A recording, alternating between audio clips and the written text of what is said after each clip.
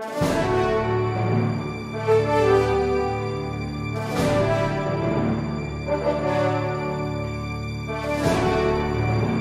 ng pera dahil meron. Magkano lang ba ang sinabi ni Dr.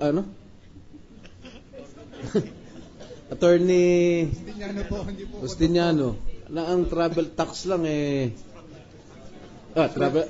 transfer tax 2,500 lang. Hindi po ganoon dahil nagkaroon ho ng penalty for that transferring. So magkano mabayaran nyo lahat ang transfer tax nung titulo? Magkano kinatas naman? Nagkaroon ako ng sakit na-stroke ako twice. Opo. Kaya medyo bululo yung pagsasalita ko. Opo. Yun lang po at maraming salamat po. Mr. President. Yes. Senator Frank Drilon wishes to be recognized. Senator Dillon has the floor. Ilan lang katanungan po. Sabi niyo, binenta niyo yung bahay niyo sa Tandang Sora ng 2 milyong piso. 3.5. Hindi po prior to 1990. Hindi po. Ha? Kaya ho nung mabenta ko, naghanap po ako ng lilipatan ng bibiling bahay. Mm-hmm. So, kailan niyo po binenta ulit ito, yung sa Tandang Sora? Early 1990? Early 1990. Mga Enero kaya? Enero, Pebrero, somewhere. Okay. Bakit po noong sa deed of sale na may petsang 26 July 1990, yung inyong address Tandang Sora pa rin? Opo. Bakit po? Doon pa po ako nakatira. Sabi niyo binenta niyo na. Medyo natagal na ako na nabayaran noon Unti-unti binayaran sa akin. Unti-unti binayaran sa inyo? Bago nung ma-fully paid na, doon ako umalis. I see. Installment ang bayad sa inyo? Hindi during from February, siguro February up to July. Hanggang hindi ako nabibigyan ng full payment, hindi pa ako maalis sa bahay na yun. Hindi ka pa umaalis habang hindi pa buo yung bayad? Opo. Alright. Ngayon, kayo po nakatira noon nung ginawa po itong deed of sale sa 22 Philand Homes. Philand. Opo, Tandang Sora. Tandang Sora. Si Mrs. Corona ay taga Xavierville, Loyola Heights. Opo. Yung residence certificates nyo po ay Quezon City. Opo. Ngunit noong nagbenta kayo, nang binili nyo po itong lupang ito, lahat kayo nagpunta ng Makati. Opo. Bakit kaya? Kumuha ko dito ng sedula, and at the same time, nagpanotaryo ako ng deed of sale. Paano po? Nagpanotarize ko kami ng deed of sale. Nagpanotarize kayo ng deed of sale. Teka, noong binenta nyo po yung Tandang Sora, may sedula na po kayo nun? Meron. Ha? Meron. Yung sedula nyo, iba doon sa sedulang ginamit. Wala nga ho yung sedula ko, kaya kumuhuli ako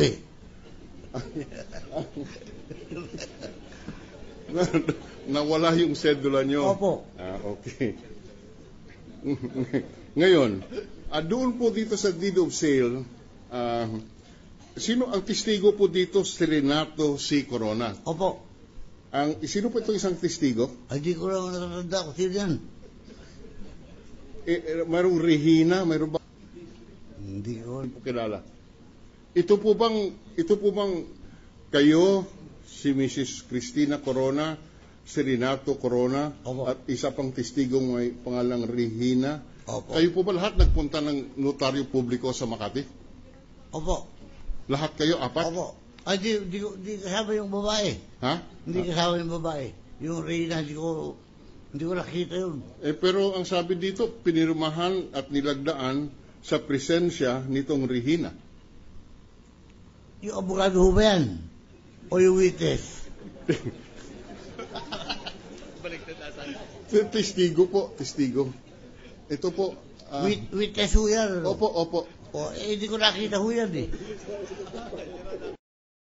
Ha? Sige. Hindi na po ako magtatanong at lalo akong nahihirapan. Mr. President. Gentleman from... Mr. President, Senator Alan Cayetano wishes to be recognized. the Minority Floor Leader. Magandang hapon, Mr. President, ginong witness. Magtatanong lang po ako para medyo na-clarify ko rin po. Ginong witness, magandang hapon po. Good afternoon, sir. Ayoko po kasi, Mr. Witness, magkamali dito.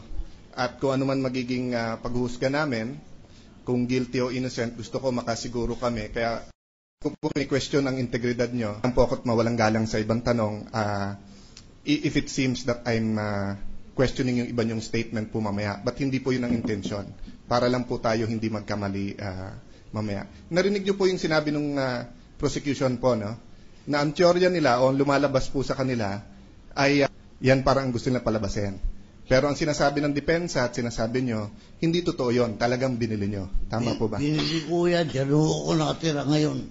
Sige po. So yun po ang mga, so parang ang gusto nilang palabasin ay nagtatago ang Chief Justice ng property sa inyo, pero lumalabas ngayon, sa inyo yon, baka kayo pa nagtatago ng property sa pangalan niya. Hindi ho. Dahil nasa pangalan pa niya. Hindi ho. Ito po ang tanong ko, nung 1990 po nung binili nyo, pakiulit po, bukod po sa pagbenta nyo ng lupa ninyo, ano pong trabaho pinagkakakitaan nyo nung panahon po na yon? During that time, meron akong payloader for rent. Payloader? Nag-umpisa ako 1975, ngayon, nag-isang unit, and then nagdagdagan yun. So gaano kalaki po yung bahay nyo sa Tandang Sora nung panahon na yon? More or less lang po, yung lote at saka Yung bahay. lote is about 1,900 square meter. And then, yung bahay ko, nasa mga 200 square meter. So mga monthly po, magkano ang pumapasok sa inyong kinikita nyo nun sa payloader po? During the time when I have 5 units, kasi ang diesel nung araw is only 1 peso. Eh ngayon, 47 na ho eh. Something like 30,000, 40,000. So sa madaling sabi, gainfully employed o may pambili kayo nung panahon na yon. Meron ho. Tapos nung binenta nyo po yung lupa, nagpagawa naman kayo dun sa bagong binili nyo kay Mrs. Corona, tama Yes ba? sir, yes sir. Saan po kayo tumira habang ginagawa po yung bahay? Doon sa tabi ng Marikina din. Nagrenta ho ako ng 4 months. At So, sige apat na po. buwan ho ako nagrenta ron, tapos para na mabantayan ko yung construction.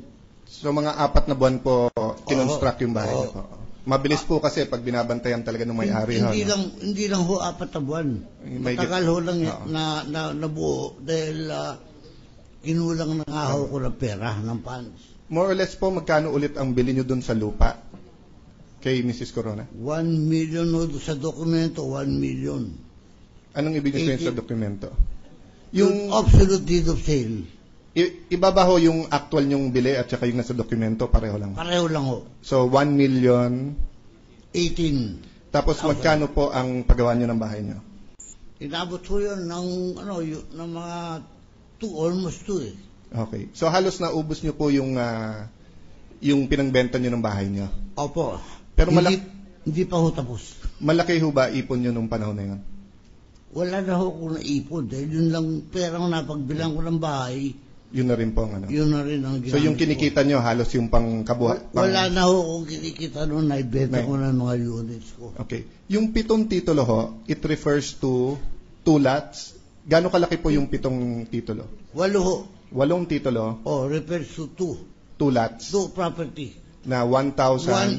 One property is 7 titles and the other one title. And then, kinonsolidate nyo lang po yun. Opo, Bali isang, opo, gaano opo. kalaki po yung buong lugar na yun? 3,400 square meter. Simula po noon, doon na kayo tumira. Doon ho ako nakatira hanggang ngayon. Simula ho noon hanggang ngayon, meron ho bang tumutulong sa inyo yung pag nagbabayad kayo ng buwis o kayo na ho mismo? Kayo ba pumupunta sa Marikina o may inutusan lang po Ako kayo? mismo ang nagpupunta ron kasi meron akong income doon sa apartment ng pamilya. Which is 10. Yung misis ko, meron din ho siyang apartment and then my daughter. May kasambahay po kayo? May katulong po o driver? Dalawang lalaki yun, gardener. I'm in the habit of doing bonsai. Opo. So, 2 gardener, pero wala ko kayong... And that's the reason, kailangan ko malaking lote. Kaya ko po ito tinatanong, no, para ma-ascertain ko bilang Senator Judge whether or not sa'yo talaga yun.